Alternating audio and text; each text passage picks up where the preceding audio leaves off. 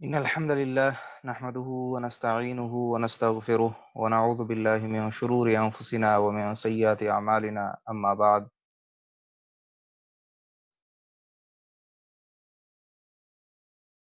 وقالوا اتخذ الله ولدا سبحانه بل له ما في السماوات والأرض كل له قانتون. اللہ سبحانہ و تعالی یہاں پہ تذکرہ کر رہے ہیں خصوصی طور پہ عیسائیوں کا کہ انہوں نے کہا کہ اللہ نے اولاد پکڑی، یعنی اللہ کی اولاد ہے. سبحانہ، اللہ سبحانہ و تعالی اس سے پاک ہیں. بل لہو ما فی السماوات والارض،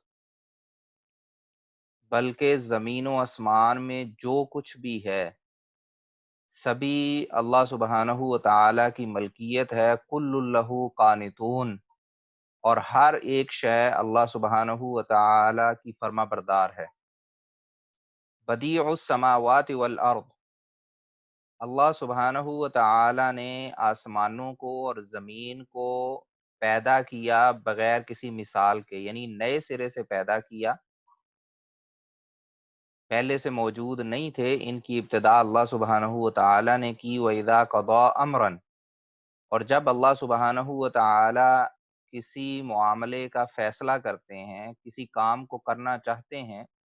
فَإِنَّمَا يَقُولُ لَهُ كُن، تو اللہ سبحانہ و تعالی کہتے ہیں کہ کن، ہو جا. فَيَكُونُ، تو وہ چیز ہو جاتی ہے. تو ان آیات میں اللہ سبحانہ و تعالی یہ بیان کر رہے ہیں کہ عیسائیوں نے عیسیٰ ابن مریم کو اللہ کا بیٹا قرار دیا.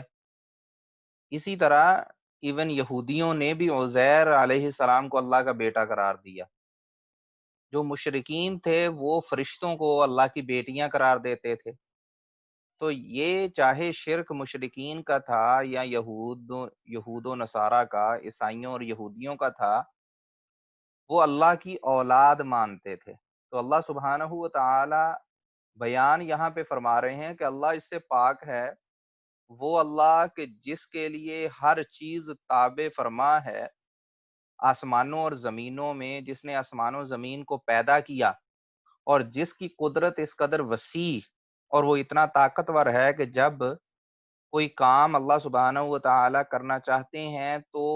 اللہ سبحانہ و تعالی کی طرف سے اس چیز کا حکم ہوتا ہے کہ یہ کام ہو جائے تو وہ کام ہو جاتا ہے. تو اللہ سبحانہ و تعالی اس چیز سے بہت بلند اور برتر ہے، بالا ہے کہ یہ دعویٰ کیا جائے کہ اس کی کوئی اولاد ہے. کیونکہ اولاد جو ہے وہ طاقت کے لیے ہوتی ہے، کہ یعنی کہ جب کسی کی نسل بڑھتی ہے تو پھر اس کا جو کنبہ ہے، جو اس کا قبیلہ ہے، جو اس کی اولاد ہے، وہ اس کے دست و بازو بنتے ہیں، اس کے مددگار بنتے ہیں. تو اللہ سبحانہ و تعالی کو کسی کی مدد کی ضرورت نہیں. اس کو کوئی ہمسر نہیں چاہیے، کوئی برابری والا نہیں چاہیے، کوئی جماعت نہیں چاہیے جو اس کو مدد کرے. تو اس لیے اللہ سبحانہ و تعالی کو اس چیز کی ضرورت نہیں ہے کہ اس کی اولاد ہو. اللہ اس سے بہت بلند اور بالا ہے اور بہت زیادہ طاقتور ہے. اللہ سبحانہ و تعالی فرماتے ہیں وقال الذین لا يعلمون لولا يكلمنا اللہ او تأتینا آیہ. یہاں اللہ سبحانہ و تعالی ان لوگوں کا تذکرہ کر رہے ہیں جو بے علم ہیں، جو جاہل ہیں، یعنی مشرکین مکہ. اللہ سبحانہ و تعالی فرماتے ہیں، تذکرہ یہودیوں اور عیسائیوں کا مین ہو رہا تھا، تو اب اللہ سبحانہ و تعالی مشرکین کا بھی تذکرہ فرما رہے ہیں کہ جو بے علم لوگ ہیں، جن کے پاس کتاب کا علم نہیں ہے، جو جاہل ہیں، جو مشرکین ہیں جیسے مشرکین مکہ، انہوں نے کہا لولا یکلمنا اللہ او تأتینا آیہ، کہ اللہ سبحانہ و تعالی ہم سے کلام کیوں نہیں کرتا، ہم سے ڈائریکٹ بات کیوں نہیں کرتا، او تأتینا آیہ، یا ہمارے پاس کوئی نشانی کیوں نہیں آتی اللہ سبحانہ و تعالی کی طرف سے. اللہ سبحانہ و تعالی فرماتے ہیں کذالک قال الذین من قبلہم مثل قولہم، ان سے پہلے جو لوگ تھے یعنی یہودی عیسائی، انہوں نے بھی اسی طرح کی بات کی تھی. تشابہت قلوبہم، تو ان کے دل یکساں ہو گئے ہیں، ایک جیسی بات کر رہے ہیں. قد بینا الآیات لقوم یوقنون، اور ہم یقین کرنے والوں کو جو نشانیاں ہیں وہ کھول کے دکھا دیتے ہیں، کھول کے بیان کر دیتے ہیں۔ تو اللہ سبحانہ و تعالیٰ کی طرف سے جو آیات، جو نشانیاں نازل ہو رہی ہیں، وہ ایمان رکھنے والوں کے لیے تو کافی ہیں، لیکن جو لوگ بے ایمان ہیں، چاہے وہ لوگ عیسائی یہودی تھے یا یہ مشرکین ہیں، چاہے وہ علم والے تھے، کتاب کا علم رکھنے والے، یا یہ جاہل لوگ ہیں، بے علم لوگ ہیں، دونوں ہی ایک طرح کی باتیں کر رہے ہیں، تو یہ اصل میں ان کے کفر کی علامت ہے اور ان کی سرکشی کی علامت ہے کہ وہ ایک جیسی بات کر رہے ہیں، یہ کوئی اتفاق کی بات نہیں ہے۔ مزید اللہ سبحانہ و تعالی ارشاد فرماتے ہیں انا ارسلناک بالحق بشیرا ونذیرا ولا تسأل عن اصحاب الجحیم۔ اللہ سبحانہ و تعالی محمد الرسول اللہ صلی اللہ علیہ وسلم کو مخاطب فرما رہے ہیں کہ اے محمد الرسول اللہ صلی اللہ علیہ وسلم، ہم نے آپ کو حق کے ساتھ بھیجا ہے، خوشخبری دینے والا اور ڈرانے والا، یعنی جو لوگ تقوی اختیار کرتے ہیں، نیکی اختیار کرتے ہیں، ان کو کامیابی کی اور اللہ کی جنت کی خوشخبری دینے والا، اور جو لوگ کفر پہ ہیں یا برائی پہ ہیں ان کو ڈرانے والا اللہ سے، اللہ کے عذاب سے، دوزخ سے۔ وَلَا تُسْأَلُ عَنْ أَصْحَابِ الْجَحِيمِ، اور اللہ سبحانہ و تعالیٰ نے فرمایا کہ محمد الرسول اللہ صلی اللہ علیہ وسلم، دوزخ والوں کے متعلق آپ سے سوال نہیں کیا جائے گا، یعنی اگر آپ کا کام ہے پیغام اللہ کا پہنچانا، اگر کوئی اس پیغام کو نہیں مانتا تو وہ آپ کی ذمہ داری نہیں ہے، قیامت کے دن آپ سے نہیں پوچھا جائے گا کہ یہ لوگ دوزخ میں کیوں جا رہے ہیں، کیونکہ آپ کی ذمہ داری صرف اور صرف پہنچانا ہے۔ ہدایت اللہ کسی کو دیتا ہے توفیق یا نہیں دیتا، اس کی پریشانی، اس کی ذمہ داری آپ کو لینے کی ضرورت نہیں ہے، اور آپ کو اس پہ پریشان نہیں ہونا چاہیے۔ اس کا بیان اللہ سبحانہ وتعالیٰ نے قرآن پاک میں ایک اور جگہ پہ وضاحت سے بھی فرمایا ہے کہ محمد الرسول اللہ صلی اللہ علیہ وسلم اپنے آپ کو تنگی میں نہ ڈالیں، اتنی تنگی میں نہ ڈالیں کہ آپ لعلک باخع نفسک علی اللہ یکونوا مؤمنین، کہ آپ اپنے آپ کو تو غمگین نہ کر لیں اور اس پہ ضرورت سے زیادہ بوجھ نہ ڈالیں کہ یہ لوگ مسلمان کیوں نہیں ہو رہے، ایمان کیوں نہیں لا رہے۔ تو جو انبیاء ہیں ان کی ذمہ داری حق کے پیغام کو ایک بشیر اور نذیر کے طور پہ پہنچانا ہے، اور اگر کوئی حق کو تسلیم نہیں کرتا تو وہ جو ذمہ داری ہے، جو قصور ہے، وہ انبیاء کا نہیں۔ مزید اللہ سبحانہ و تعالیٰ اگلی آیت میں ارشاد فرماتے ہیں وَلَن تَرْضَىٰ عَنْكَ الْيَهُودُ وَلَا النَّصَارَىٰ حَتَّىٰ تَتَّبِعَ مِلَّتَهُمْ۔ اللہ سبحانہ و تعالیٰ فرماتے ہیں کہ محمد الرسول اللہ صلی اللہ علیہ وسلم، یہودی اور عیسائی یہ آپ سے کبھی راضی نہیں ہوں گے، حتیٰ تتبع ملتہم، یہاں تک کہ آپ ان کے مذہب کے تابع نہ ہو جائیں۔ جب تک آپ اپنا مذہب چھوڑ کے ان کے مذہب کو فالو نہیں کرتے، اس وقت تک آپ جتنا مرضی کوشش کر لیں ان کو راضی کرنے کی، جتنا مرضی کمپرومائز کر لیں، کبھی یہ راضی نہیں ہوں گے۔ تو اس لیے مذہب چھوڑنا جیسے کوئی آپشن نہیں ہے، اسی طرح مذہب کو کمپرومائز بھی نہیں کرنا چاہیے۔ تو یہاں اصل میں یہ جو ایڈریس ہے، یہ جو پیغام ہے، یہ مسلمانوں کے لیے ہے کہ کافروں یا گمراہ لوگوں کو خوش کرنے کے لیے اگر انسان اپنے دین سے کمپرومائز کرے، اس میں مداہنت کا یعنی کمزوری کا شکار ہو، تو وہ اللہ سبحانہ و تعالیٰ کی طرف سے بھی ناراضگی کا سبب بنتا ہے، اور جن لوگوں کو وہ راضی کرنے کی کوشش کر رہا ہے وہ بھی اس سے راضی نہیں ہوتے، کیونکہ اللہ سبحانہ و تعالیٰ نے اصول بیان کر دیا کہ کافر اس وقت تک راضی نہیں ہو سکتے جب تک آپ اپنا دین نہ چھوڑ دیں۔ قل ان ھدی اللہ ھو الھدی، اللہ سبحانہ و تعالیٰ فرماتے ہیں کہ اے محمد الرسول اللہ صلی اللہ علیہ وسلم، آپ فرما دیجئے کہ ہدایت وہی ہے، ہدایت وہی ہے جو اللہ کی طرف سے ہدایت ہے، یعنی جو اللہ کا نازل کردہ دین ہے وہی ہدایت ہے، اس کے علاوہ ہر چیز گمراہی ہے۔ وَلَئِنِ اتَّبَعْتَ أَهْوَاءَهُمْ، اللہ سبحانہ و تعالیٰ فرماتے ہیں کہ وَلَئِنِ اتَّبَعْتَ أَهْوَاءَهُمْ بَعْدَ الَّذِي جَاءَكَ مِنَ الْعِلْمِ، کہ اگر آپ ان لوگوں کی خواہشات کی پیروی کریں گے اس چیز کے بعد جو آپ کے پاس علم آیا، یعنی وحی الہی اور شریعت کے آ جانے کے بعد اگر آپ ان لوگوں کی خواہشات کی پیروی میں اس چیز سے کمپرومائز کریں گے، ما لک من اللہ من ولی ولا نصیر، تو پھر اللہ کی طرف سے آپ کا کوئی ولی یا کوئی مددگار نہیں ہوگا۔ تو یہ بھی ایک اللہ سبحانہ و تعالی نے یہاں پہ ایک اصول بیان کر دیا کہ جب مسلمان غیر مسلموں کی خواہشات کو پورا کرنے کے لیے جو اللہ کی طرف سے علم آیا ہے اس سے کنارہ کشی کرتے ہیں، اس کو اگنور کرتے ہیں، اس کا ساتھ چھوڑتے ہیں، تو پھر اللہ کی طرف سے جو مدد ہے وہ اٹھا لی جاتی ہے، اور اللہ سبحانہ و تعالی پھر ایسے لوگوں کی مدد نہیں فرماتے۔ مزید اللہ سبحانہ و تعالی ارشاد فرماتے ہیں الذین آتیناہم الکتاب یتلونہ حق تلاوتہ اولئک یؤمنون بہ ومن یکفر بہ فاولئک هم الخاسرون، کہ جن لوگوں کو ہم نے کتاب دی ہے، یہاں اللہ سبحانہ و تعالی اب یہودیوں کے ان علماء اور ان لوگوں کا تذکرہ فرما رہے ہیں جو نیکوکار تھے، جو تورات پہ صحیح طریقے سے عمل کرتے تھے اور جنہوں نے اسلام کو بھی قبول کر لیا۔ اللہ سبحانہ و تعالیٰ فرماتے ہیں کہ جن لوگوں کو ہم نے کتاب دی یتلونہ حق تلاوتہ، وہ اس کی تلاوت کرتے ہیں اس انداز سے جس طرح اس کی تلاوت کرنے کا حق ہے، اور حق کتاب کا کیا ہے کہ اس کی تلاوت کی جائے،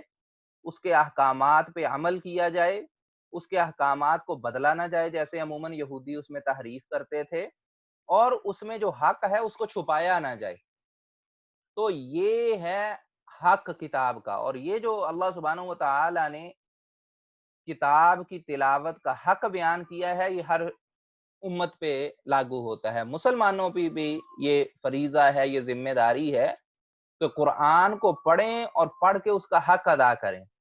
کہ قرآن کی تلاوت بھی ہو، اس کو سمجھا بھی جائے، اس کا صحیح مفہوم سمجھا جائے حدیث کی روشنی میں، اور پھر اس پہ عمل کیا جائے اور اس پیغام کو پھیلایا جائے۔ اولئک یؤمنون بہ، اللہ سبحانہ و تعالیٰ نے فرمایا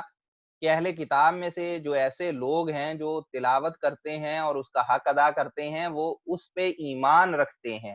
اولئک یؤمنون بہ، وہ اس کتاب پہ ایمان رکھتے ہیں، اور صحیح ایمان رکھنے کا تقاضا یہ ہے تورات اور انجیل پہ کہ انسان محمد الرسول اللہ صلی اللہ علیہ وسلم کی رسالت پہ اور آپ کی شریعت پہ بھی ایمان لائے، کیونکہ اسی چیز کا حکم ان کتابوں میں دیا گیا ہے۔ وَمَن يَكْفُرْ بِهِ فَأُولَٰئِكَ هُمُ الْخَاسِرُونَ، اللہ سبحانہ و تعالیٰ فرماتے ہیں کہ جو کوئی اس کے ساتھ، اس کتاب کے ساتھ اور وحی کے ساتھ کفر کرتا ہے فَأُولَٰئِكَ هُمُ الْخَاسِرُونَ، یہی لوگ نقصان اٹھانے والے ہیں۔ اور نقصان کیا ہے کہ انسان اگر اسے جنت نصیب نہ ہو بلکہ دوزخ کی طرف بھیج دیا جائے، دوزخ میں ڈال دیا جائے، تو یہ سب سے بڑا نقصان ہے۔ اللہ سبحانہ و تعالی بنی اسرائیل کو ایک دفعہ پھر سے اپنی نعمتوں کا تذکرہ کر کے یاد دلا رہے ہیں اپنی نعمتیں۔ اللہ سبحانہ و تعالی فرماتے ہیں یا بنی اسرائیل اذکروا نعمتی التی انعمت علیکم وانی فضلتکم علی العالمین، اے اولاد یعقوب، اے بنی اسرائیل، اللہ کی نعمتوں کو یاد کرو جو اللہ نے تم پہ کی تھی۔ وَأَنِّي فَضَّلْتُكُمْ عَلَى الْعَالَمِينَ، اللہ سبحانہ و تعالیٰ فرماتے ہیں کہ میں نے تمہیں تمام جہانوں پہ فضیلت دے رکھی تھی، جیسے میں نے پہلے تذکرہ کیا تھا جب یہ آیت گزری تھی ایک دفعہ پہلے بھی، کہ اللہ سبحانہ و تعالیٰ نے بنو اسرائیل کو یہ فضیلت دی کہ انبیاء بنو اسرائیل سے آتے تھے، سارے کے سارے انبیاء جو ابراہیم علیہ السلام کی اولاد میں سے ہیں وہ بنی اسرائیل میں سے آئے، سوائے محمد الرسول اللہ صلی اللہ علیہ وسلم کے جو کہ اسماعیل علیہ السلام کی اولاد میں سے ہیں۔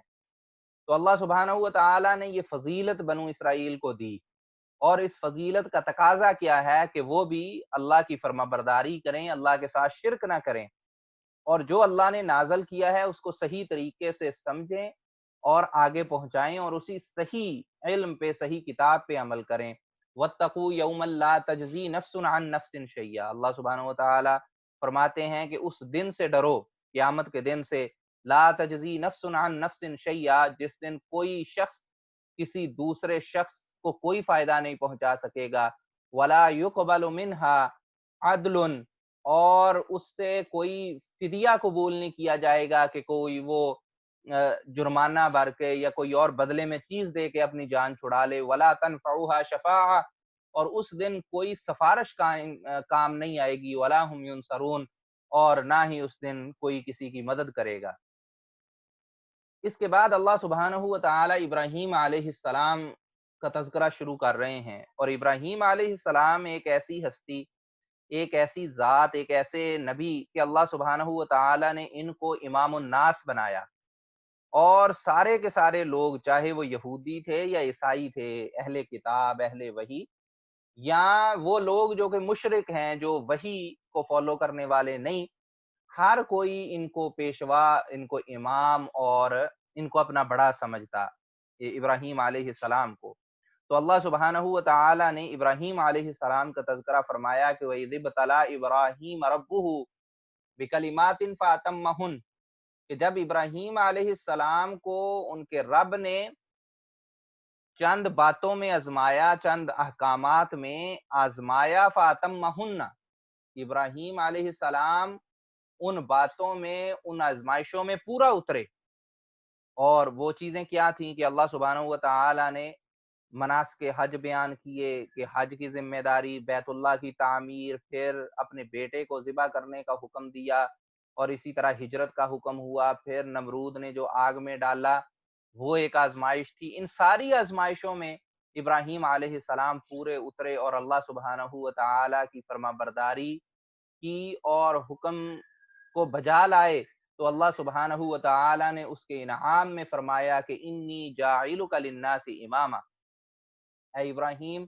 میں آپ کو لوگوں کا امام، لوگوں کا رہنما، لوگوں کا لیڈر بنا رہا ہوں۔ قال ومن ذریتی، ابراہیم علیہ السلام کو جب یہ بشارت ملی کہ آج کے بعد انسانیت کے امام، انسانیت کے سربراہ اور لیڈر آپ ہیں، قال ومن ذریتی، تو انہوں نے پوچھا کہ میری اولاد کا کیا معاملہ ہوگا؟ کیا میری اولاد میں بھی یہ لیڈرشپ جائے گی؟ کیا یہ امامت میری اولاد کے لیے بھی ہے؟ قال لا ینال عہد الظالمین، تو اللہ سبحانہ و تعالی نے فرمایا کہ میرا وعدہ ان لوگوں سے نہیں ہے جو ظالم ہیں۔ تو اللہ سبحانہ و تعالی نے یہاں پہ اصول بیان فرما دیا کہ صرف اور صرف نسل اور آباء و اجداد کی بنیاد پہ فضیلت نہیں مل سکتی اگر بندے کے اپنے اعمال درست نہ ہوں۔ تو اگر بندہ کفر پہ ہے، شرک پہ ہے، ظلم پہ ہے، برائی پہ ہے، تو اس شخص کے لیے اللہ کا یہ وعدہ نہیں ہے۔ اور پھر ہم نے تاریخ میں دیکھا کہ جو لوگ ابراہیم علیہ السلام کی اولاد میں سے نیک تھے، اللہ نے ان کو امامت دی، نبوت بھی دی اور دنیا کی بادشاہت بھی دی، اور ان کو اللہ سبحانہ و تعالی نے انعام و اکرام سے نوازا۔ سارے انبیاء ابراہیم علیہ السلام کی اولاد میں سے آئے، لیکن ان میں سے جن لوگوں نے ظلم کیا یا شرک کیا،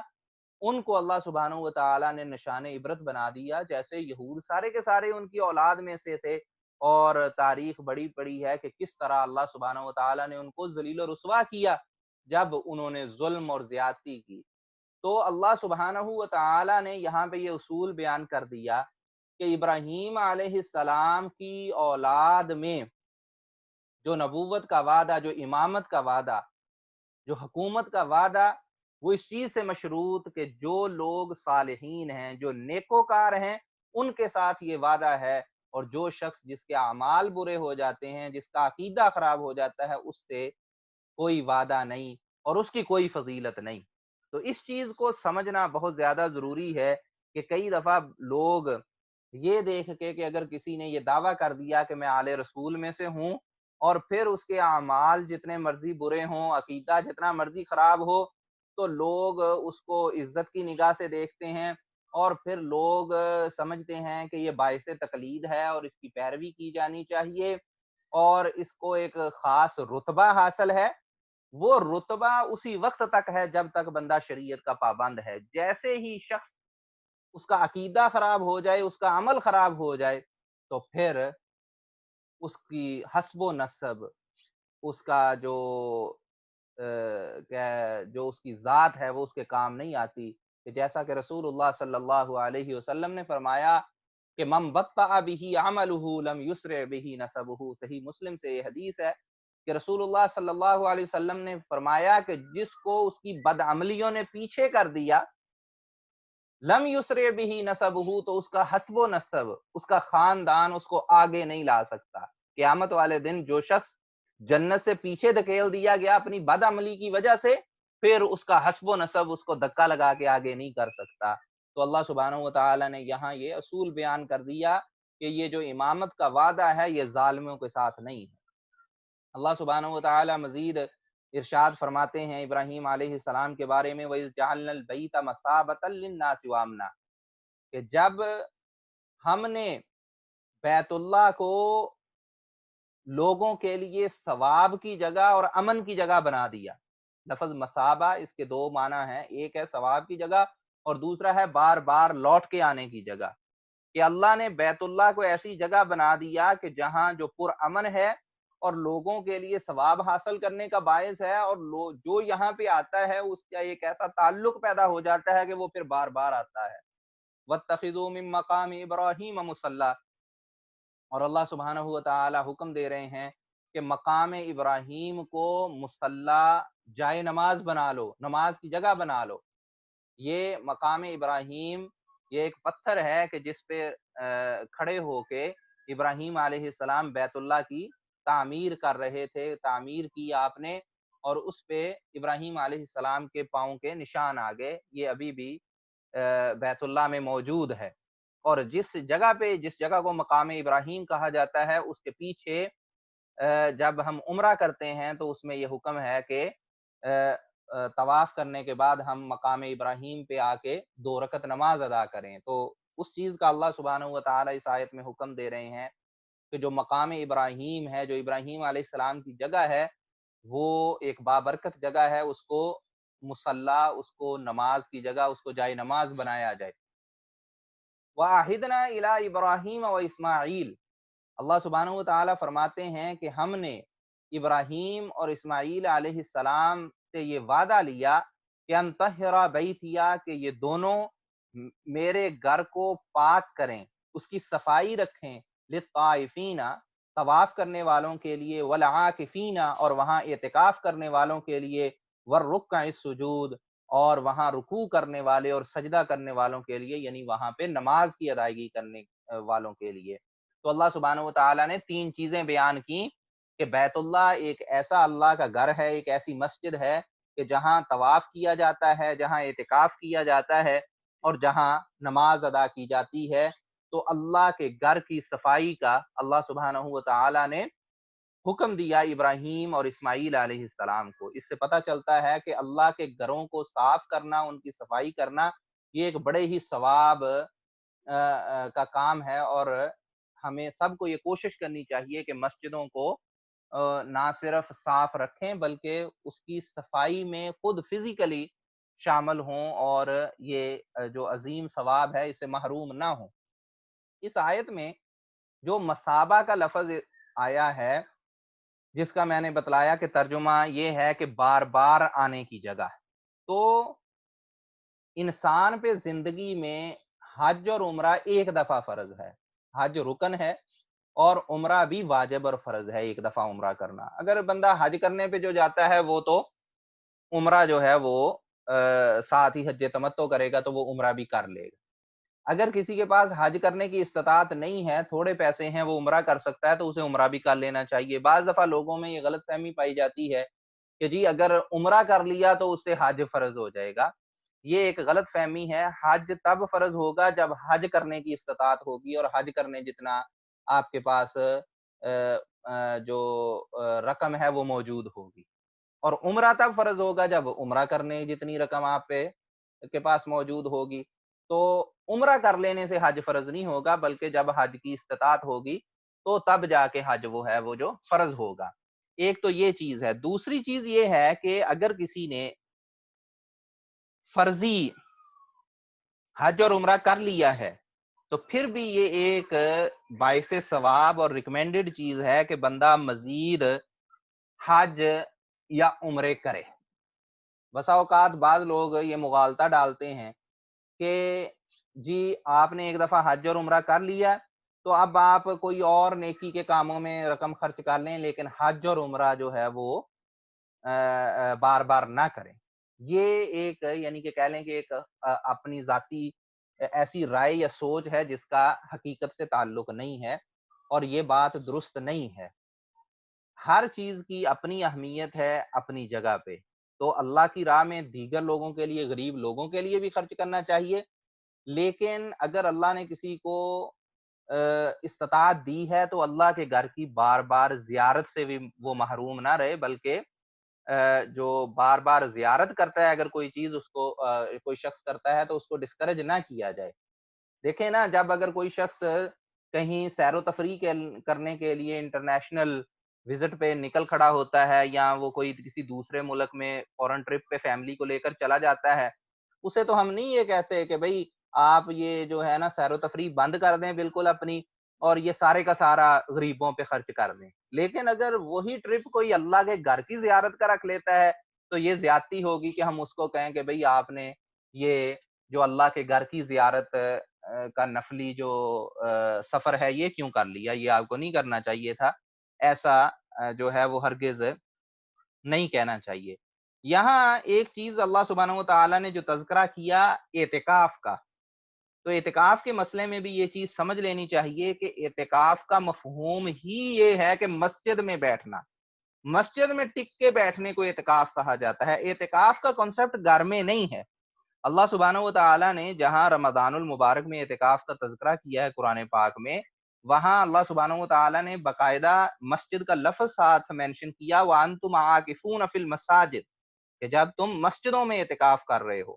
تو اعتکاف جو ہے وہ ایک ایسی عبادت ہے جو صرف اور صرف مسجد میں ہو سکتی ہے،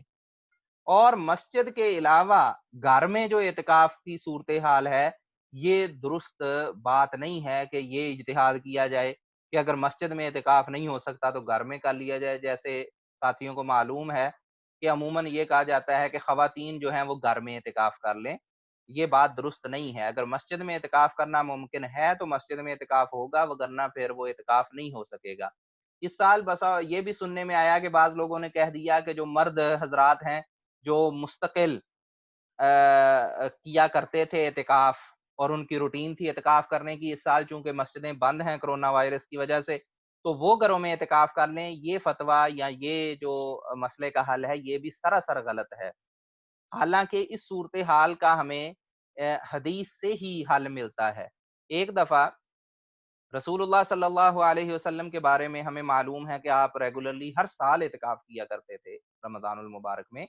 تو ایک دفعہ آپ نے دیکھا کہ آپ کا خیمہ لگایا گیا اعتکاف کا، تو آپ کی چند بیویوں کے خیمے بھی وہاں آپ نے لگے دیکھے۔ تو آپ نے کہا آل بر تریدنا، کہ کیا یہ نیکی کا ارادہ ہے یا دیکھا دیکھی ایک دوسرے کو خیمے لگوا لیے ہیں؟ تو آپ نے حکم دیا کہ سارے خیمے اکھاڑ دیے جائیں۔ آپ نے خود بھی اس سال رمضان المبارک میں حج جو ہے نا اعتکاف نہیں کیا، پھر آپ نے اس کی بجائے شوال کے آخر میں جا کے پھر 10 دن اعتکاف کیا۔ تو اس حدیث سے ہمیں یہ حل مل گیا اس مسئلے کا کہ اگر کسی وجہ سے مثلاً اس سال ایسا ہوا کہ مسجدیں بند ہیں، تو اگر مسجدیں بند ہیں اور اعتکاف مسجدوں میں نہیں ہو سکا، تو اگر کوئی شخص مستقل اعتکاف کرنے والا تھا، ریگولر معتکف تھا، تو اس کا حل یہ نہیں ہے کہ وہ گھر میں اعتکاف بیٹھ جائے، بلکہ حل یہ ہے کہ جب لاک ڈاؤن ختم ہو تو پھر وہ مسجد میں جا کے اس کے بدلے 10 دن اعتکاف بیٹھے، جو اس کا رمضان کا مس ہو گیا ہے۔ یہ اس مسئلے کا حل ہے جو ہمیں سنت رسول صلی اللہ علیہ وسلم سے ملتا ہے۔ مزید اللہ سبحانہ و تعالیٰ فرماتے ہیں وَإِذْ قَالَ إِبْرَاهِيمُ رَبِّ اجْعَلْ هَٰذَا بَلَدًا آمِنًا۔ ابراہیم علیہ السلام جب بیت اللہ کی تعمیر کر رہے تھے اسماعیل علیہ السلام کو ساتھ لے کے، تو وہاں ابراہیم علیہ السلام نے کئی دعائیں کی، اور اللہ سبحانہ و تعالیٰ نے ان کی ساری دعائیں قبول فرمائی۔ تو ابراہیم علیہ السلام دعا فرما رہے ہیں کہ اے اللہ اس شہر کو امن والا شہر بنا دے، وَارْزُقْ أَهْلَهُ مِنَ الثَّمَرَاتِ مَنْ آمَنَ مِنْهُمْ بِاللَّهِ وَالْيَوْمِ الْآخِرِ، اور اس کے رہنے والوں کو پھلوں سے نواز دے، پھلوں کا رزق دے، اور ان کو دے جو اللہ اور آخرت کے دن پہ ایمان لاتے ہیں۔ ابراہیم علیہ السلام نے دعا کی صرف مومنوں کے لیے کہ مومن اس شہر میں بھوکا نہ رہے مکہ میں۔ قال ومن کفر فامتعه قلیلا، اللہ سبحانہ و تعالیٰ نے فرمایا کہ جو کافر بھی ہوگا اس کو بھی تھوڑا فائدہ اس دنیا میں ملے گا، ثم اضطرہ الی عذاب النار، اور پھر اس کو جب وہ مرے گا، مرنے کے بعد جب اس نے آگے جانا ہے تو پھر اس کا ٹھکانہ صرف اور صرف دوزخ کی آگ ہے، وبئس المصیر، اور وہ بہت برا ٹھکانہ ہے، بہت بری لوٹنے کی وہ جگہ ہے۔ تو اللہ سبحانہ و تعالیٰ نے یہ وعدہ کیا کہ یہ شہر مکہ یہ امن والا شہر ہوگا، اور یہاں چاہے کوئی مسلمان ہو یا کافر ہو، چاہے مشرک ہو یا مومن ہو، وہ بھوکا نہیں رہے گا، اس کو فراوانی سے رزق ملے گا۔ اور یہ اللہ سبحانہ و تعالیٰ کے لیے کی طرف سے یہ برکت مکہ شہر کے لیے ہمیشہ رہی کہ ایک ایسا شہر کے جہاں کھیتی باڑی نہیں ہوتی، جہاں زراعت نہیں ہوتی، لیکن وہاں کبھی بھی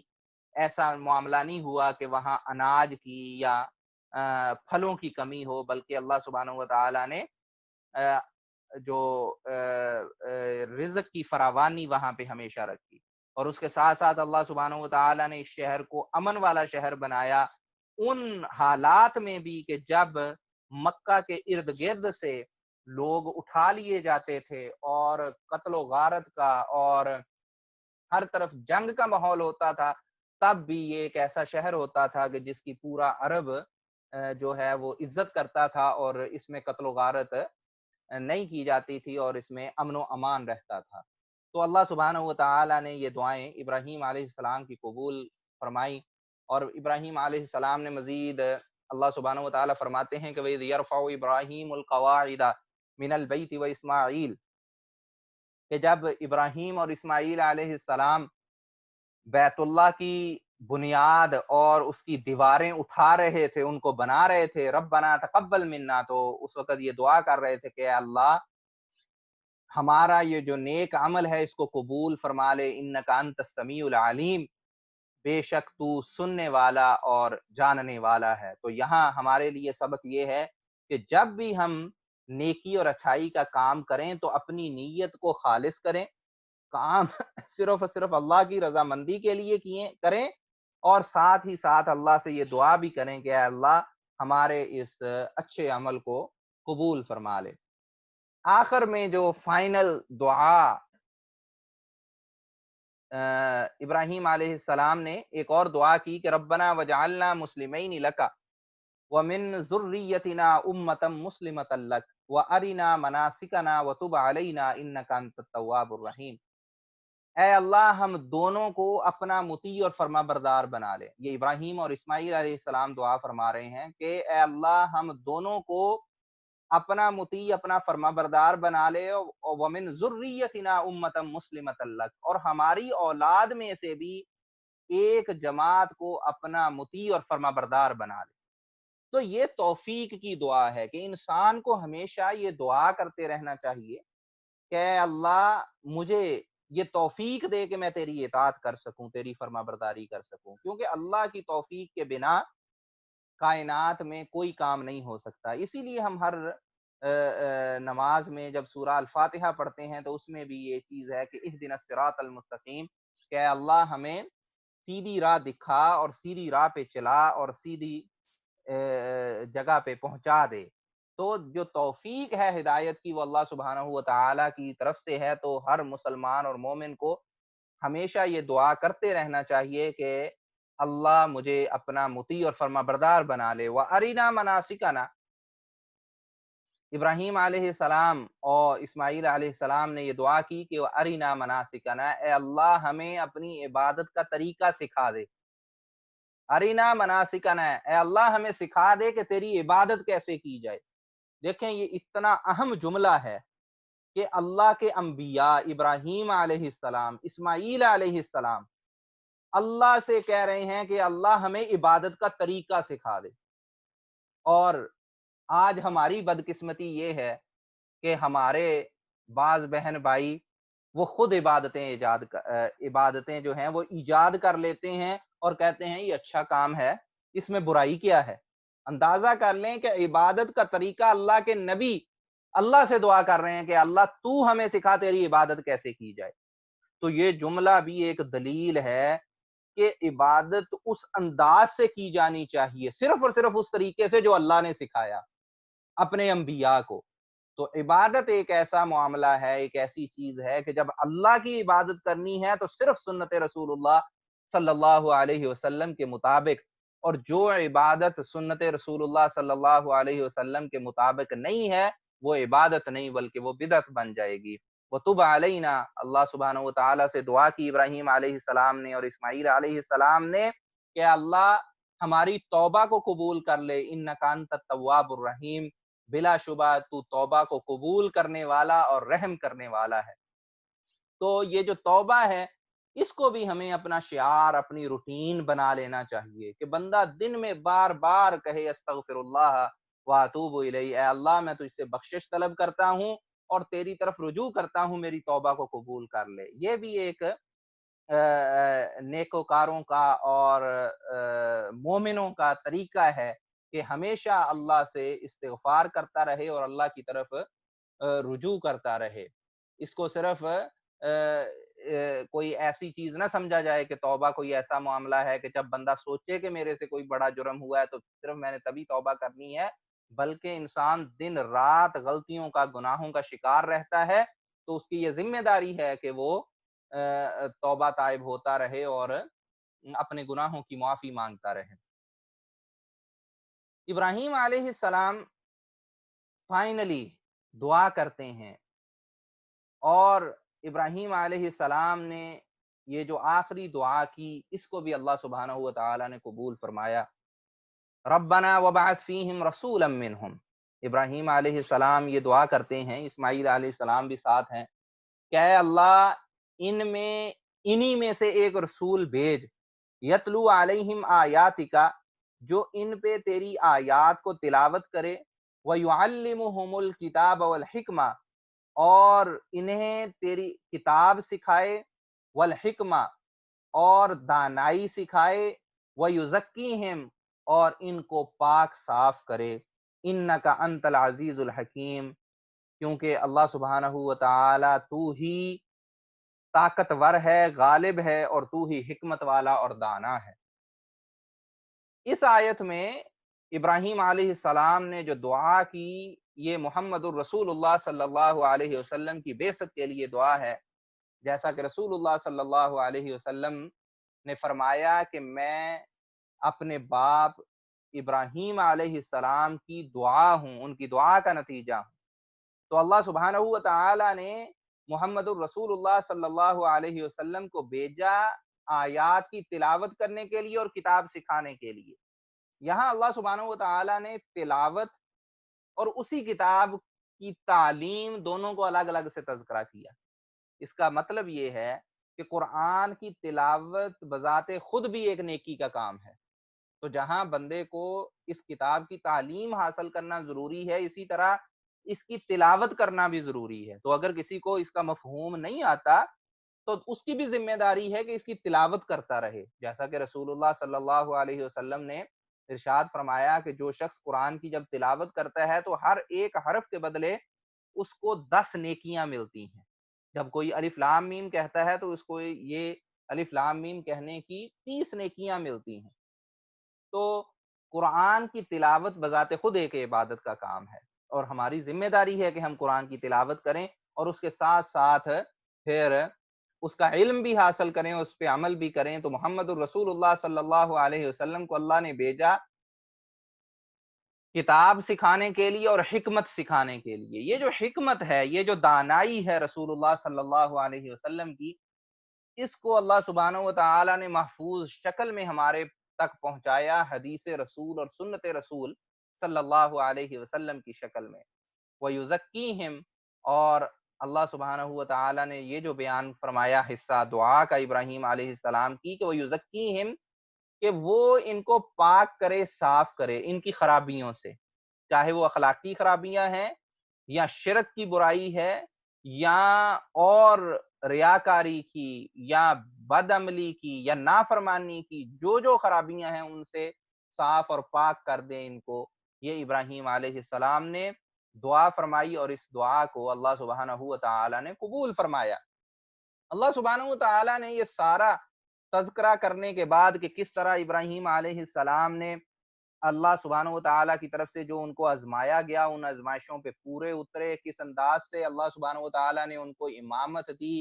اور وہ امام الناس بنا دیے گئے۔ پھر اس کے بعد کس طرح بیت اللہ کی تعمیر ہوئی، کون کون سی ابراہیم علیہ السلام نے دعائیں کی، ان دعاؤں کے کیا برکات اور اثرات ہوئے بنو اسرائیل پہ بھی اور پورے عرب پہ اور مکے پہ اور بیت اللہ پہ، ساری چیزوں کا اللہ سبحانہ و تعالیٰ تذکرہ فرمانے کے بعد فرماتے ہیں وَمَن يَرْغَبُ عَن مِّلَّةِ إِبْرَاهِيمَ إِلَّا مَن سَفِهَ نَفْسَهُ، کہ اب کون شخص ہو سکتا ہے جو ملت ابراہیم ابراہیم علیہ السلام کے مذہب سے منہ پھیر لے، الا من سفیہ نفسہ، سوائے اس شخص کے جو بیوقوف ہے۔ کوئی بیوقوف ہی ہو سکتا ہے جو ابراہیم علیہ السلام کے مذہب کو، ان کی ملت کو چھوڑ کے کوئی اور کام شروع کر دے، کیونکہ ابراہیم علیہ السلام وہ شخص ہیں جن کو اللہ سبحانہ و تعالی نے چنا، جن کی دعاؤں کو قبول کیا، جن کو امام الناس بنایا، جن کو یہ سارے مذہب جو عرب میں موجود ہیں، یہودی ہیں، عیسائی ہیں، مشرکین مکہ ہیں، یہ سارے ان کو اپنا پیشوا لیڈر مانتے ہیں، لیکن ان کے مذہب کو اگر نہیں مانتے تو بیوقوفی ہے۔ وَلَقَدِ اصْطَفَيْنَاهُ فِي الدُّنْيَا، اللہ سبحانہ و تعالیٰ فرماتے ہیں کہ ہم نے دنیا میں ابراہیم علیہ السلام کو چن لیا، کہ ان کو چن کے امام الناس بنایا، وَإِنَّهُ فِي الْآخِرَةِ لَمِنَ الصَّالِحِينَ، اور آخرت میں وہ نیک کاروں میں سے ہیں اور نیک لوگوں میں وہ شامل ہیں۔ اِذْ قَالَ لَهُ رَبُّهُ أَسْلِمْ قَالَ أَسْلَمْتُ لِرَبِّ الْعَالَمِينَ، جب اللہ سبحانہ و تعالی نے ابراہیم علیہ السلام سے کہا کہ میرے مطیع اور فرما بردار بن جاؤ، میرے سامنے جھک جاؤ، قَالَ أَسْلَمْتُ لِرَبِّ الْعَالَمِينَ، ابراہیم علیہ السلام نے ہمیشہ یہ کہا کہ میں رب العالمین، جو جہانوں کا رب ہے، اس کے سامنے میں جھک گیا، میں اس کا فرما بردار ہوں، میں اس کا تابع فرمان ہوں۔ اور ابراہیم علیہ السلام نے ہمیشہ اپنے اس دعوے میں، اس ایمان میں ہمیشہ کھرے اترے اور سچے ثابت ہوئے۔ تو اس وجہ سے اللہ سبحانہ و تعالیٰ نے ان کو چن لیا اور ان کو امام الناس بنایا، ان کو توحید دی، ان کو اسلام دیا، اور بعد میں آنے والوں کی یہ ذمہ داری بنا دی، یہ ان کے ذمہ لگا دیا کہ وہ ملت ابراہیم کو فالو کریں۔ اب ملت ابراہیم سے جو منہ پھیرے گا، جو ابراہیم علیہ السلام جو بتوں کو توڑنے والے ہیں، ان کے فالوورز ہونے کا دعویٰ کر کے بتوں کی عبادت کر رہے ہو، جو ابراہیم علیہ السلام توحید کی طرف بلانے والے ہیں، ان کو چھوڑ کے یہودی عزیر علیہ السلام کو اللہ کا بیٹا کہہ رہے ہیں، عیسائی عیسیٰ علیہ السلام کو اللہ کا بیٹا کہہ رہے ہیں، وہ ابراہیم علیہ السلام کہ جو لوگوں کو دین پر عمل کی دعوت دے رہے ہیں، ان کے پیروکار ہونے کے بعد دعویٰ یہ کر رہے ہیں کہ ہم صرف یہودی یا عیسائی ہونے سے جنت میں داخل ہو جائیں گے۔ اس سے تھوڑا سا آگے بڑھیں کہ وہ ابراہیم علیہ السلام جو توحید کا سبق دے رہے ہیں، جو اپنے باپ کو کہہ رہے ہیں کہ میں تیری طرف سے کچھ کفایت نہیں کر سکتا، ان کے پیروکار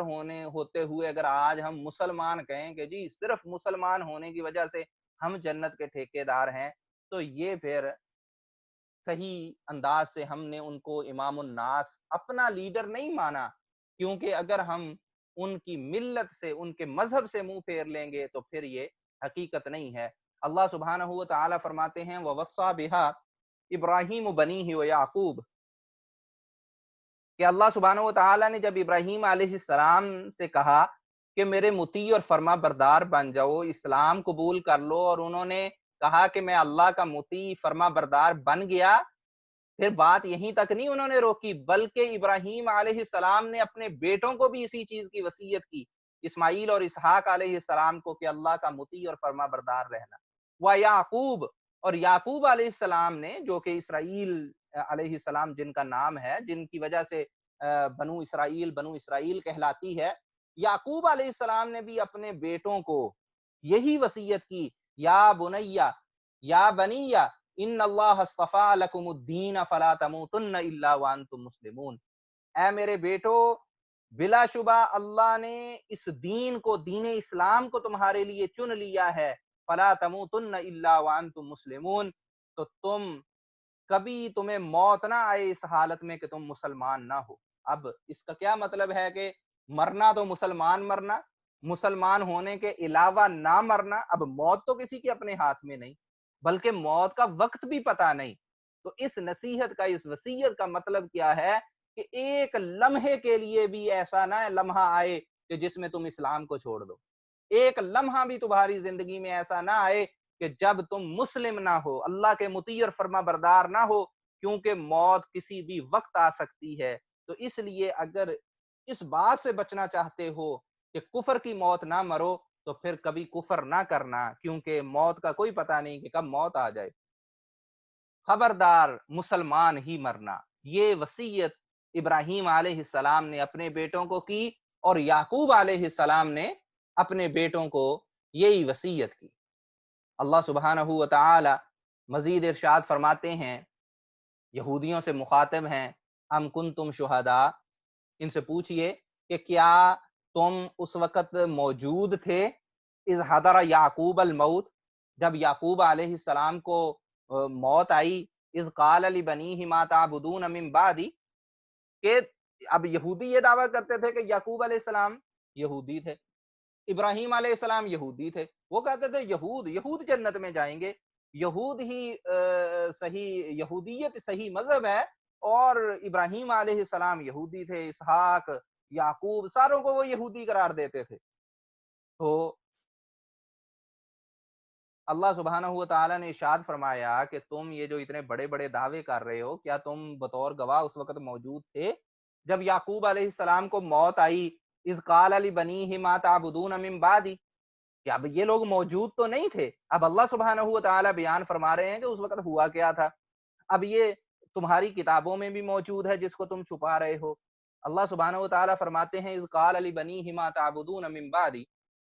کہ ابراہیم علیہ السلام نے جب اپنے بیٹوں سے پوچھا، ما تعبدون من بعدی، میرے بعد کس کی عبادت کرو گے؟ قالوا نعبد الہک و الہ آبائک ابراہیم و اسماعیل و اسحاق الہ واحدا ونحن له مسلمون، کہ ہم، ان کے بیٹوں نے کہا یعقوب علیہ السلام نے، کہ ہم تیرے الہ کی، تیرے معبود کی عبادت کریں گے، یعنی اللہ سبحانہ و تعالیٰ کی، اور ہم تیرے آباء و اجداد ابراہیم، اسماعیل اور اسحاق علیہم السلام، ان کا جو خدا ہے، جو اللہ ہے، جو ایک الہ ہے، ایک اللہ ہے، ہم اس کی عبادت کریں گے، وَنَحْنُ لَهُ مُسْلِمُونَ، اور ہم اسی کے مطیع اور فرما بردار رہیں گے۔ تو یہ وصیت ہے جو یعقوب علیہ السلام نے اپنے بیٹوں کو کی، توحید کی وصیت کی، توحید کا ان سے وعدہ لیا، نہ کہ یہ کہ میں یہودی بنوں گا۔ اب یہودیت تو بعد میں شروع ہوئی، انہوں نے یہ نام لگا لیا اور پھر اس کو ایک خاندانی مذہب بنا لیا، اور پھر یہ دعویٰ کرنا شروع کر دیا کہ ہم جنت میں جائیں گے، اس کے باوجود کہ ہم جو شرک اور کفر کر رہے ہیں۔ تو جو بنیادی وعدہ لیا، جو وصیت کی ابراہیم علیہ السلام نے بھی اور پھر یعقوب علیہ السلام نے بھی اپنے بیٹوں سے جو وعدہ لیا، وہ ہے توحید کا، اللہ کی توحید کا، اور اس دین کا جو اللہ نے نازل کیا، جو کہ ہمیشہ سے ایک ہی دین اسلام ہے۔ تو اگر اس دین کو فالو نہیں کر رہے، اس توحید کو فالو نہیں کر رہے، تو پھر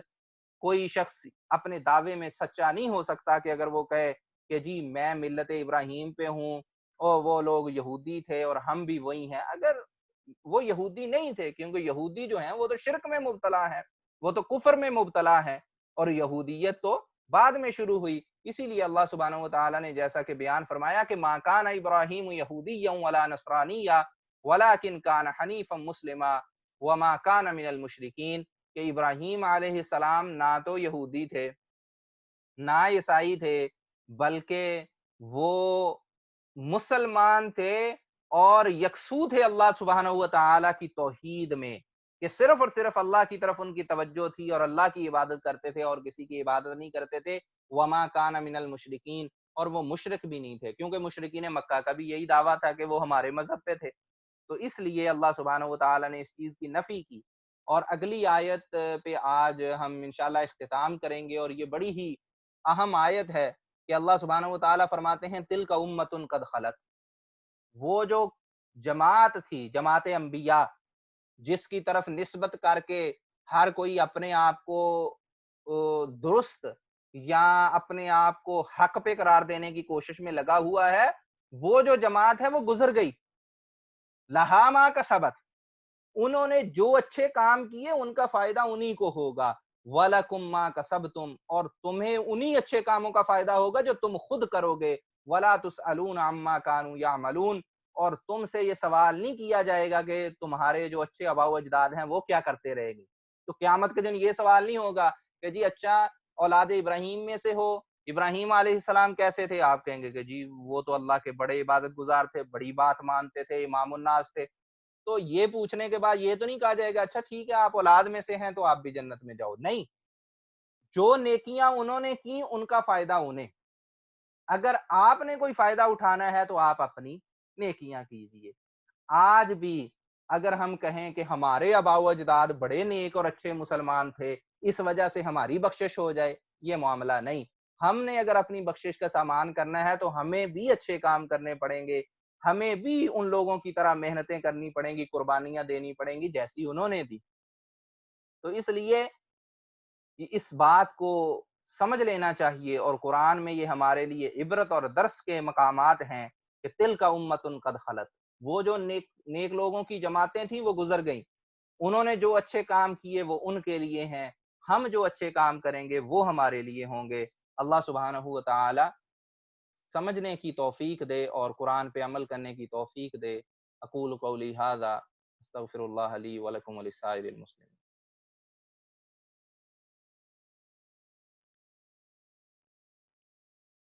جی اگر کوئی سوال ہو تو کچھ ہاتھ کھڑا کر۔ جی جاوید بھائی،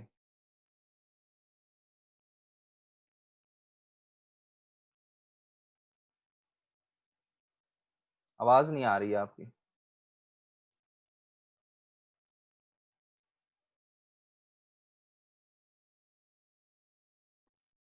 السلام علیکم ورحمۃ اللہ۔ وعلیکم السلام۔ اب صاحب وہ میں نے آپ کو ایک میسج فارورڈ کیا تھا، میرے انکل انہوں نے وہ کچھ ایک دو سوال پوچھے تھے جی جی لاسٹ ویک، انہوں نے جی مجھے جی میسج کیا تھا، تو اگر ان کے جواب دے دیں پلیز۔ جی وہ جو ایک تفصیلی میسج تھا اس میں بنیادی طور پہ میں نے دیکھا ہے کہ دو سوالات ہیں۔ پہلا سوال ہے کہ پہلا سوال ان کا تھا کہ یہ جو جادو کی بات ہوئی تھی پچھلے سبق میں کہ جادو کفر ہے، اور اس چیز کا سد باب ہونا چاہیے حکومتوں کی طرف سے اگر کوئی اس طرح کر کے جادو وغیرہ کوئی کرتا ہے۔ تو سوال یہ تھا کہ کیا پاکستان میں اس چیز کا کوئی سد باب نہیں ہونا چاہیے؟ تو اس کا جواب یہ ہے کہ ہونا تو چاہیے، لیکن انفارچونیٹلی جب پاکستان آزاد ہوا تو اس وقت وہی جو برٹش پینل کوڈ تھا اسی کو پاکستان پینل کوڈ کا نام دے دیا گیا، اور اس میں تھوڑی بہت جیسے جیسے ضرورت پڑے تو وہ چینجز کرتے رہتے ہیں، اس کو صحیح طرح سے اوور ہال نہیں کرتے۔ اب یہ جو برٹش ہیں یا یورپینز ہیں، ان کا مسئلہ یہ ہے کہ مٹیریلسٹک ہونے کی وجہ سے یہ لوگ ان چیزوں پہ ویسے ہی بلیف نہیں رکھتے، جنات پہ یا جادو وغیرہ پہ، تو اس لیے انہوں نے اپنے جو پینل کوڈز ہیں اس میں کوئی ان چیزوں کا تذکرہ نہیں کیا ہوا کہ اس کی کیا سزا ہونی چاہیے۔ تو اس وجہ سے وہ پھر جو ہیں وہ مادر پدر آزاد پھر رہے ہیں، کیونکہ اس کے لیے کہہ لیں کہ قانونی طور پہ کوئی کام نہیں ہوا پاکستان میں جو کہ ہونا چاہیے۔ لیکن جو ہے بھی یعنی کہ جو فراڈ کی یا چیٹنگ کی دفعات موجود ہیں، ان پہ بھی دیکھ لیں عمل نہیں ہوتا، کیونکہ ان میں سے زیادہ تر جو ہوتے ہیں جو جادوگر ہونے کا دعویٰ کرتے ہیں یا پیری فقیری میں لگے ہوئے ہیں، ان میں سے زیادہ تر تو چیٹرز ہوتے ہیں، جادوکار نہیں رہے ہوتے، ویسے ہی لوگوں سے فراڈ کر رہے ہوتے ہیں۔ اب فراڈ کی تو شکیں موجود ہیں قانون میں، لیکن اس پہ بھی عمل نہیں ہوتا۔ تو اللہ سبحانہ و تعالیٰ سے دعا کرتے ہیں کہ اللہ حکمرانوں کو ہدایت دے کہ وہ ان معاملات کی طرف دیکھیں، اور یہ جو اتنی خرابی کا باعث ہے معاشرے میں چیزیں، یہ جو غیر اسلامی کام ہیں ان کو روکیں اور ان کا سد باب کریں۔ دیگر کئی ایسے اسلامی ممالک ہیں کہ جہاں پہ ان کے سدباب کے لیے قوانین موجود ہیں۔ دوسری چیز جو انہوں نے پوچھی کہ جو مصیبتیں آتی ہیں، اب قرآن پاک میں اس کے بارے میں دو طرح کی آیات ہیں۔ ایک تو یہ کہ اللہ سبحانہ وتعالیٰ نے فرمایا کہ جو بھی تنگی تکلیف آتی ہے وہ تمہارے اپنے برے کاموں کا نتیجہ ہوتا ہے، اور اللہ ابھی بہت ساری چیزیں جو ہیں وہ اگنور کر دیتے ہیں، درگزر کر دیتے ہیں ان سے۔ اور دوسرا یہ کہ انسان کو جو بھی تکلیف یا چیز پہنچتی ہے، جو بھی مشکل آتی ہے، وہ اللہ نے پہلے سے لکھی ہوئی ہے، اور اللہ کے علم اور اس کے ارادے سے سارا کچھ ہوتا ہے۔ تو ان کا سوال یہ تھا کہ یہ کیسے پتا چلے کہ کون سی مصیبت یا تکلیف اپنے گناہوں کی وجہ سے آ رہی ہے اور کون سی اللہ کی طرف سے مقدر میں ہے اس لیے آ رہی ہے۔ اصل میں کوشچن کرتے وقت جو کنفیوژن ہے اس کنفیوژن کو دور کرنا چاہیے، جہاں پہ یہ چیز کا تذکرہ ہے کہ اللہ کی کتاب میں لکھا ہوا ہے اور اللہ کے علم سے ہے، اللہ کے ارادے سے ہے، تو وہاں یہ بنیادی نقطہ سمجھنے کی ضرورت ہے کہ اللہ کا ارادہ جو ہے وہ دو حصوں پہ مشتمل ہے، دو طرح کا ارادہ ہے۔ ایک ارادہ ہے جس کو ارادہ کونیہ کہا جاتا ہے، جیسے آج ہم نے پڑھا کن فیکون۔ تو ارادہ جو کونیہ ہوتا ہے وہ ایک ایسا ارادہ ہے کہ اس کے بغیر کوئی کام نہیں ہو سکتا۔ اللہ کی طرف سے اگر ارادہ نہ ہو، اللہ کی مشیت میں نہ ہو، تو وہ کام نہیں ہو سکتا، جیسے اللہ سبحانہ وتعالیٰ نے فرمایا کہ وما تشاؤون الا ان یشاء اللہ رب العالمین، کہ تم کوئی بھی کام جو ہے اس کا ارادہ کرو، وہ کام نہیں ہو سکتا جب تک اللہ کا ارادہ اس میں شامل نہ ہو۔ تو اللہ کے ارادے کے بغیر، اللہ کی مشیت کے بغیر کوئی پتہ تک نہیں ہل سکتا۔ یہ اللہ کا ارادہ کونیہ ہے، اور اللہ کا یہی ارادہ کونیہ ہے جو اس میں سے کچھ لکھا ہوا بھی ہے لوح محفوظ میں۔ اللہ کا جو علم ہے اس کا بعض علم اللہ نے کتاب میں لوح محفوظ میں لکھا ہے۔ اب یہ ہے اس چیز کا تذکرہ کہ اللہ کا ارادہ وہ بیچ میں شامل ہوتا ہے۔ دوسرا اللہ کا ارادہ ہے جس کو اللہ کی رضا کہا جاتا ہے، اللہ کی مرضی، اللہ کی محبت، اللہ پسند کیا کرتے ہیں۔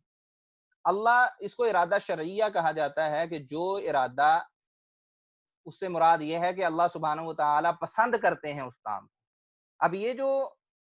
پسند کیا کرتے ہیں، اللہ نیکی کے کاموں کو پسند کرتے ہیں، اسلام کو پسند کرتے ہیں۔ وَكَرَّهَ إِلَيْكُمُ الْكُفْرَ وَالْفُسُوقَ وَالْعِصْيَانَ، نافرمانی کو، کفر کو ناپسند فرماتے ہیں۔ تو یہ جو اللہ کی پسند ہے، یہ پسند یا اللہ کی ناپسند، یہ اس پہ منحصر نہیں ہوتا کہ یہ لازمی ہوگی۔ تو کئی دفعہ ایسا ہوتا ہے کہ اللہ جو چیز کو محبت رکھتے ہیں وہ ارادہ کونیہ میں نہیں ہوتی تو وہ نہیں ہو سکتی، اور اللہ کی توفیق جب شامل ہوتی ہے تو انسان نیک عمل کر لیتے ہیں۔ یہ تھوڑی سی پیچیدہ بحث ہو جاتی ہے کہ اللہ کا ارادہ جو ہے اس کا جو کونی ارادہ ہے یا شرعی ارادہ ہے اس میں کیا فرق ہے۔ تو جہاں پہ یہ تذکرہ ہے کہ مصیبتیں جو آتی ہیں وہ لکھی ہوئی ہیں، یہ تقدیر کا حصہ ہے، یہ اللہ کے علم کا حصہ ہے، اس کے ارادہ کونیہ سے اس کا تعلق ہے۔ یہ سبب یا وجہ نہیں ہے مصیبت آنے کی۔ مصیبت آنے کی وجہ وہ ہے جو اللہ سبحانہ وتعالیٰ نے بیان فرمائی کہ وما اصابکم من مصیبت فبما کسبت ایدیکم، کہ تمہارے اپنے گناہوں کی وجہ سے تکلیفیں اور مصائب آتی ہیں، تو وہ جو ہے نا، تو وہ سیم ہی مصیبت جو ہوگی وہ گناہوں کی وجہ سے ہوگی، لیکن وہ اللہ کی کتاب میں بھی، اللہ کے علم میں پہلے سے موجود ہوگی کہ جب اس طرح کا معاملہ ہوگا تو اس کے نتیجے میں، جب انسان گناہ کریں گے تو اس کے نتیجے میں ان کو جو سزائیں آئیں گی یا مصیبتیں آئیں گی۔ جی بردر جاوید، کوئی اور سوال؟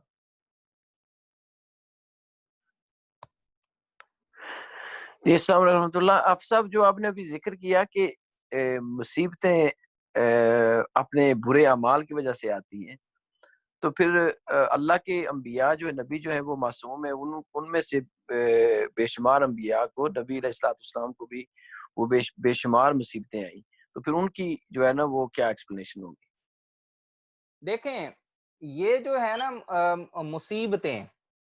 اس کی وجوہات میں سے جو پہلا جو میرا آنسر تھا نا، وہ تھا اس چیز کا کہ جو ارادہ کونیہ ہے اس کو ہم وجہ نہیں کہہ سکتے مشکلات کی یا مصیبتوں کی، جو اس سوال میں تھا۔ اس میں کمپیریزن ہم یہ کر رہے تھے کیا مصیبت کی وجہ بادامالی ہے یا مصیبت کی وجہ ارادہ کونیہ ہے؟ تو وہ میں نے ایکسپلین کیا کہ ارادہ کونیہ جو اللہ کا ہے اس کو وجہ نہیں قرار دیا جا سکتا کسی بھی کام کی کہ جی اس وجہ سے یہ کام ہو گیا، بلکہ وہ ارادہ کونیہ علم ہے کہ اللہ سبحانہ و تعالی کے ارادے اور مشیت کا جو کلی کنسپٹ ہے اس کے مطابق اس کے بغیر تو کچھ ہو ہی نہیں سکتا، لیکن وجہ آپ کو اس کے علاوہ تلاش کرنی پڑے گی۔ ان میں سے ایک وجہ ہے مصیبت، لیکن ہمیشہ صرف یہی وجہ نہیں ہو سکتی، اس کے علاوہ بھی وجوہات ہو سکتی ہیں۔ جو مصیبت ہے، جو تکلیف ہے، جو تنگی ہے، جو آزمائش ہے، اس کی کئی وجوہات ہو سکتی ہیں۔ ایک تو سب سے بڑی وجہ یہ بھی ہے جو قرآن میں ذکر کیا کہ گناہوں کی وجہ سے۔ دوسری وجہ ہے آزمانے کے لیے۔ اللہ سبحانہ و تعالیٰ فرماتے ہیں وَنَبْلُوكُمْ بِالشَّرِّ وَالْخَيْرِ فِتْنَةً، کہ ہم تمہیں اچھائی اور برائی دونوں سے آزماتے ہیں، دونوں ہی فتنہ ہوتے ہیں، کہ جب بندے پہ تنگی آتی ہے تو کیا وہ صبر کرتا ہے اور کامیاب ہوتا ہے یا بے صبری کر کے ناکام ہوتا ہے، اور اسی طرح جب بندے پہ اچھائی آتی ہے، اس کو اچھی چیز ملتی ہے تو کیا وہ شکر اللہ کا کر کے کامیاب ہوتا ہے یا ناشکری کر کے اور اس خوشی کا اظہار اور اس کو ایسے طریقے سے منا کے کہ جو غیر شرعی طریقہ ہے اپنے آپ کو ناکام بنا لیتا ہے۔ تو آزمائش ایک اور وجہ ہے خرابیوں کی، اور اس آزمائش میں جب بندہ پورا اترتا ہے تو اس کے جو کہہ لیں کہ اگر اس کے گناہ نہ ہوں تو پھر اس کے درجات بلند ہوتے ہیں۔ تو یہ جو ہے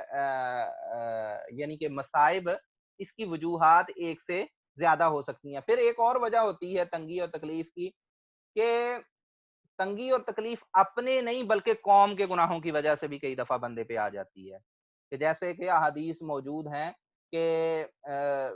جب رسول اللہ صلی اللہ علیہ وسلم سے پوچھا گیا کہ اگر جب ہم میں نیک لوگ موجود ہوں گے تو تب بھی ہماری پکڑ آ جائے گی، تو آپ نے فرمایا اذا کثر الخبث، کہ جب گندگی بڑھ جائے گی تو پھر اللہ کا، جب اللہ کی طرف سے پکڑ آتی ہے، مصیبت آتی ہے تو وہ پھر ساروں پہ آتی ہے۔ تو اس لیے ایک جو وجہ ہوتی ہے، جیسے اللہ سبحانہ وتعالیٰ نے اور بھی کئی جگہ پہ بیان فرمایا ہے اس کا کہ وَاتَّقُوا فِتْنَةً لَا تُصِيبَنَّ الَّذِينَ ظَلَمُوا مِنْكُمْ خَاصَّةً، کہ اس فتنے سے ڈرو کہ جب وہ آئے گا تو وہ پھر صرف ظالموں کو نہیں پکڑے گا بلکہ اس میں پھر سارے ہی پستے ہیں۔ تو اس لیے یہ ایک اور وجہ یعنی کہ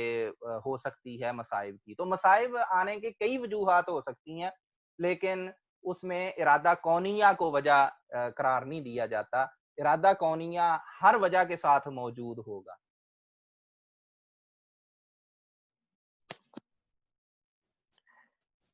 میرا ایک اور سوال بھی تھا، اگر کسی اور ساتھی کا سوال ہے تو وہ پوچھ لیں اور میں پھر بعد میں پوچھ لوں گا۔ جی اور کسی ساتھی کا سوال ہے؟ ایک وہاب، عبد الوہاب بھائی نے ہاتھ ریز کیا تھا پہلے۔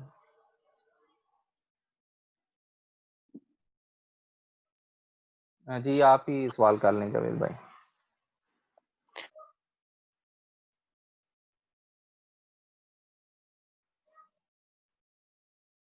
مائک بند ہو گیا آپ۔ جی السلام علیکم۔ سوال یہ تھا کہ وہ آپ نے ذکر کیا وہ جو اس کی تفسیر میں کہ قرآن کفار کی خوشامد کے لیے دین میں نرمی یا دین کو بدلنا نہیں چاہیے، یا اس میں جو ہے نا وہ نرمی نہیں کرنی چاہیے، تو کیا یہ اپلائی ہوتا ہے کہ جب ہمارے اپنے جو مسلمان بھائیوں میں بے شمار جو ایسی بدعات ہیں جن میں سب سے زیادہ آپ کو جو ہے نا وہ مشہور یہی لگتا ہے کہ جب یہ کہیں پر کوئی فوتگی ہو جاتی ہے تو وہاں پر ایک پورا سلسلہ شروع ہو جاتا ہے، یہ کل کا اور یہ ختم دینا اور یہ سب کچھ جو سلسلہ ہے، تو کیا اس میں شرکت کرنا بھی اسی کے تحت آئے گا یا اس پہ کوئی اور حکم لگتا ہے؟ دیکھیں بسا اوقات یہ ہوتا ہے کہ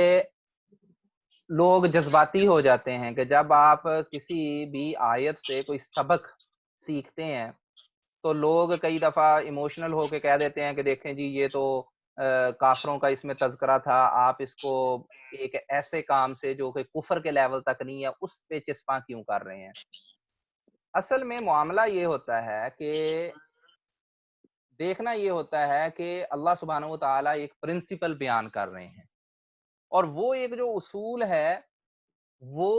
کفر پہ بھی لاگو ہوتا ہے، اور کفر سے کم تر درجے کے جو گناہ ہوتے ہیں یا کمپرومائزز ہوتے ہیں ان پہ بھی لاگو ہوگا۔ تو اللہ سبحانہ و تعالیٰ نے جو وہاں پہ ایک اصول بیان کیا ہے وہ ایک پرنسپل ہے، اور وہ بڑا عقلی قسم کا پرنسپل ہے۔ ہر بندے کو اس چیز کی سمجھ آئے گی کہ انسان اپنے آپ کو کمپرومائز کرتا ہے، اپنے دین کو خراب کرتا ہے، اس میں نرمی کرتا ہے اگر دوسرے کو خوش کرنے کے لیے، تو دوسرا اس وقت تک راضی نہیں ہوگا جب تک آپ اپنا موقف ٹوٹلی چھوڑ کے اس کے ساتھ نہ مل جائیں۔ اب اگر مثال کے طور پہ آپ نے یہ ختم کل ساتھ چالیے کی مثال دی، اگر آپ چپ کر کے وہاں جا کے بیٹھ بھی جاتے ہیں، ان کے ساتھ شرکت بھی کر لیتے ہیں، اس پہ خاموشی بھی کر لیتے ہیں، تو جو اس کام کو پروموٹ کرنے والے ہیں وہ آپ سے راضی پھر بھی نہیں ہوں گے جب تک آپ اعلان اعلان یہ نہ کہیں کہ آپ جو کر رہے ہیں بالکل ٹھیک کر رہے ہیں، بالکل یہ ثواب کے کام ہیں، یہ کرنے چاہیے، میرا کوئی فوت ہوگا تو میں بھی کرواؤں گا۔ جب تک آپ یہ نہیں کہیں گے وہ آپ سے راضی نہیں ہوں گے۔ تو اب دیکھیں کہ شریعت کا آپ کو کیا حکم ہے۔ شریعت کا یہ حکم ہے کہ آپ نہ برا کام کریں، نہ جہاں پہ برا کام ہو رہا ہو وہاں پہ ان کا ساتھ دیں، نہ وہاں پہ موجود ہوں۔ اب اس کے بارے میں یعنی اگر تفصیل سے دیکھا جائے، قرآن و سنت کے دلائل کا آپ جب مطالعہ کریں گے تو یہ چیز بلا شک و شبہ سمجھ آ جائے گی کہ صرف کفر ہی نہیں، جو بھی غلط کام ہو رہا ہے وہاں پہ بندے کو موجود نہیں ہونا چاہیے، اس سے کنارہ کشی کرنی چاہیے۔ اب مجھے آپ کو یہ چیز پتا ہے، اس کے باوجود اگر ہم کمپرومائز کریں، ہم کہیں اچھا یار رشتہ دار ہیں، اچھا یار دوست یار ہیں، ناراض ہو جائیں گے، چلو جا کے ان کے ساتھ تھوڑا سا ہم کمپرومائز کر لیتے ہیں، تھوڑا سا گناہ کر لیتے ہیں اور جا کے بیٹھ جاتے ہیں اور غلط کام میں شرکت کر لیتے ہیں، لیکن ہم یہ کہیں گے ساتھ ساتھ کہ یہ کام درست نہیں ہے، ہم خود نہیں کروائیں گے۔ تو آپ نے یہ دیکھا ہوگا کہ کئی دفعہ وہاں پہ مزید فتنہ کھڑا ہو جاتا ہے اور مزید ناراضگی کا سبب بن جاتا ہے، یعنی آپ نے خود بھی غلط کام کر لیا اور اس غلط کام کے نتیجے میں بھی آپ کو خوشنودی جن کی حاصل کرنا چاہتے تھے وہ حاصل نہیں ہوئی۔ تو اس لیے انسان کو یہ کوشش کرنی چاہیے کہ فَاتَّقُوا اللَّهَ مَا اسْتَطَعْتُمْ، کہ حسب استطاعت اپنی طرف سے پوری اس کی یہ کوشش ہونی چاہیے کہ جتنا غلط کام سے بچ سکتا ہے اتنا دور رہے، اور اگر کبھی غلط کام میں صرف اس لیے پڑھنے کی کوشش کرے گا کہ میں تھوڑا سا کمپرومائز کر لوں تو دوسرے خوش ہو جائیں گے، تو وہ پرنسپل اللہ سبحانہ و تعالیٰ نے بیان کر دیا کہ جب تک آپ پورے کے پورے بدل کے ان میں شامل نہ ہو جاؤ تب تک کوئی راضی نہیں ہوتا۔ تو اس لیے بندہ اپنے عمل کو خراب نہ کرے اس چکر میں کہ تھوڑا سا کمپرومائز کروں گا تو دوسرے راضی ہو جائیں گے، وہ اپنا بھی عمل خراب کرے گا اور دوسرے بھی اس سے راضی نہیں ہوں گے۔